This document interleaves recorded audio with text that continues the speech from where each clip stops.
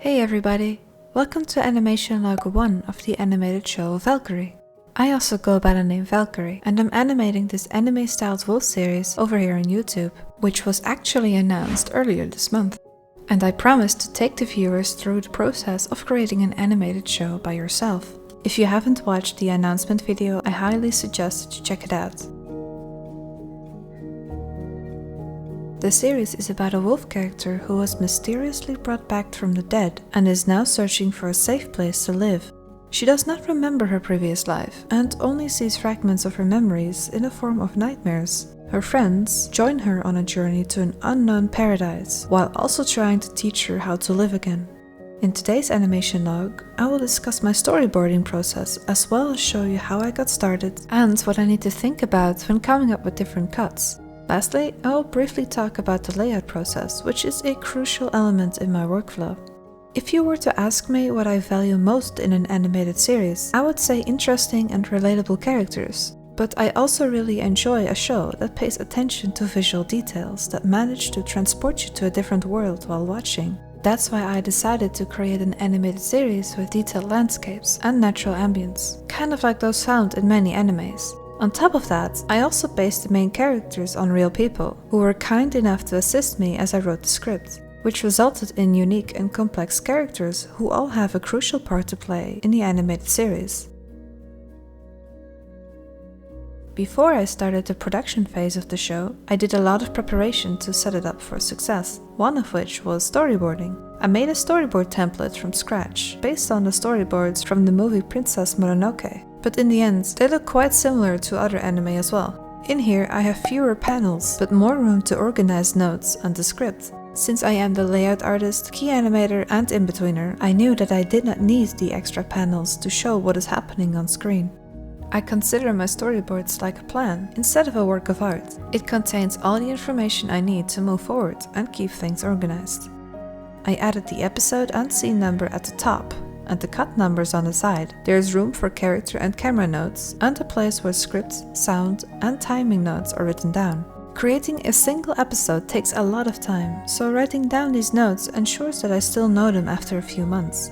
I divided each episode into scenes, and each scene into different cuts. I planned out the entire story from episode 1 all the way up to episode 10, so I could make each one of them meaningful and make sure that they support the story at all times. Yet, this doesn't mean I know exactly what the cuts will look like. One of my biggest inspirations is Hayao Miyazaki, and it is not uncommon for him to start animating before the storyboards are even finished. Sometimes he will just come up with a new idea out of nowhere and just implement it into the story.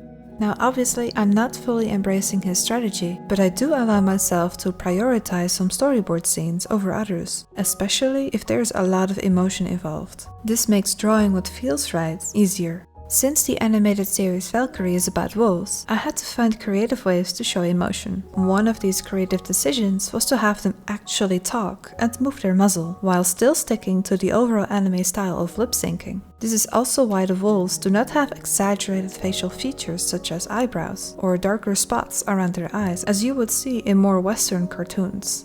During the storyboarding, I was constantly aware of the type of cuts and composition I was using. Not only is it important to make the cuts flow, but I also need to find a balance between the simple and more complex cuts. Some are more expensive time-wise, while some are quick and easy to animate. I paid close attention to the number of still cuts in an anime episode, compared to the ones that had multiple frames in them.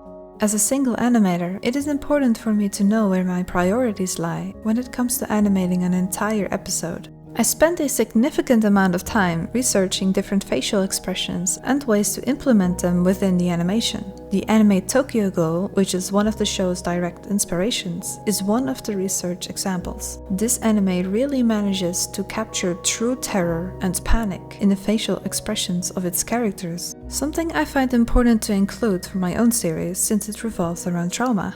Even though I love storyboarding and want these boards to be up to standard, I also know that I could not afford the time to make the boards extra fancy with a lot of movement panels for each cut. As long as the people could look at the images without reading the notes and understand what was happening, I was okay with it. Sometimes writing a single note and spending the time elsewhere is more important, especially if you are animating something by yourself. Some of the storyboard panels look pretty clean and detailed, even though they did not have to be in order to convey an idea. I found that cleaner panels greatly reduced my time spent on the layout process.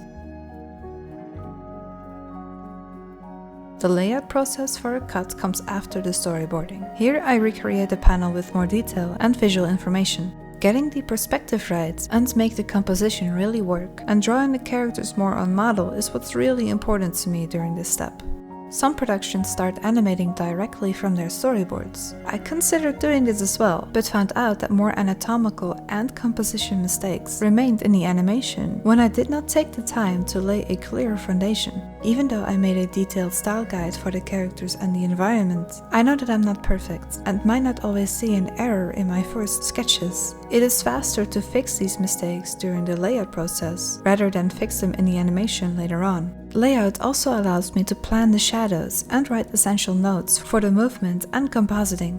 After seeing all of the positives of an implemented layout process, I personally did not want to take the shortcut and leave out this extra step, even though I was convinced I did not need it at first.